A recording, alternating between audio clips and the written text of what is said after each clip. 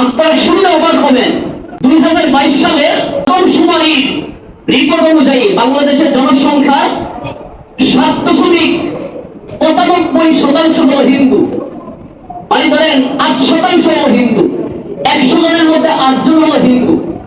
100 জনের মধ্যে কয়জন হিন্দু? 8 জন হিন্দু।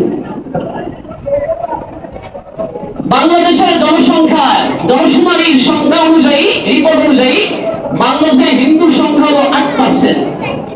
কিন্তু এই 8% হিন্দু তারা রাষ্ট্রের বড় বড় পর্যায়ে, পুলিশ, সেনাবাহিনী, আর্মি, এভাবে আপনার বড় বড় কর্মকর্তা, কর্মচারী, রাষ্ট্রের বড় বড় পদে তাদেরকে 35 থেকে 40% বসানো হয়েছে।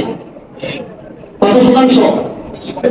35 থেকে 40% উগ্রবাদী হিন্দুদেরকে রাষ্ট্রের বড় বড় আপনার স্থানে বসিয়ে দেওয়া হয়েছে, গুরুত্বপূর্ণ স্থানে বসিয়ে দেওয়া হয়েছে। অথচ তাদের সংখ্যাই হলো 8%। আপনার ইনসাফ ভিত্তিক যদি বিচার করা হয়, তাহলে কয় পার্সেন্ট আপনার সরকারি চাকরি পায়?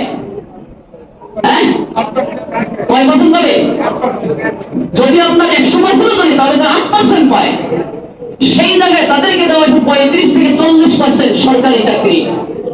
যার কারণে দেখেন আপনার বড় বড় ওসি, ডিসি, বড় বড় পর্যায়ে বড় বড় আপনার স্থানগুলো, গুরুত্বপূর্ণ স্থানগুলো দখল করে আছে এই আপনার উগ্রবাদী, আপনার এই হিন্দু সম্প্রদায়।